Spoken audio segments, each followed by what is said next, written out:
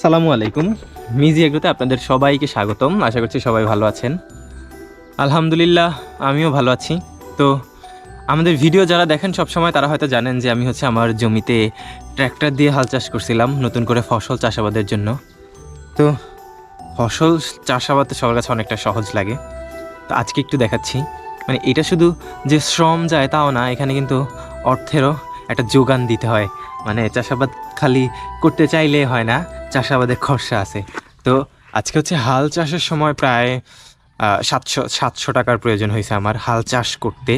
And then গিয়ে এখন আমি বাজার থেকে কিছু আমার গিয়ে আলগি দিতে কষ্ট হচ্ছে, তো বাজার থেকে কিছু জিনিসপত্র নিয়ে আসছি চাষাবাদের জন্য, চাষাবাদের প্রয়োজনে। এর মধ্যে এই যে প্রথমে এটা ইউরিয়া সার।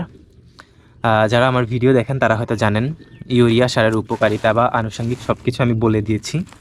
আর এইটা মূলত ডিএপি সার, এইটাও ফসল উৎপাদনে ব্যবহার করা হয়।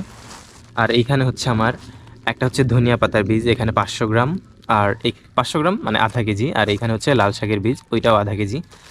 আর মোস্ট ইম্পর্ট্যান্ট থিং, এটা একটা জাল, যেটা আমি যে খণ্ড খণ্ড করে ফসলগুলো লাগাবো ওইটা চারপাশে গিয়ে বেড়ার মতো করে দিয়ে দিব। তা না হলে ভাই গ্রামের বাড়িতে যে মুরগি আমার ফসল খাওয়া লাগবে না, তারাই খেয়ে নেবে। আর এইটাতে গিয়ে জৈব সার।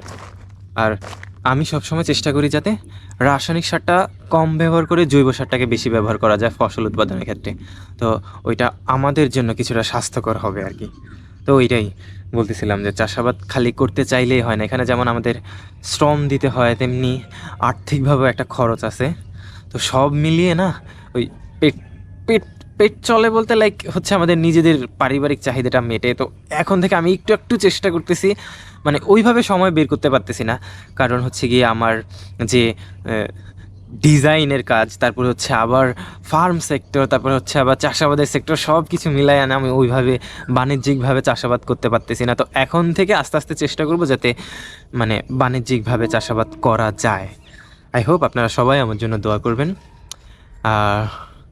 তো এই পর্যন্তই। ভালো থাকবেন, সুস্থ থাকবেন। দেখা হবে অন্য কোনো দিন অন্য কোনো ভিডিওতে। মিজি এগ্রোর পাশেই থাকবেন। আল্লাহ হাফিজ।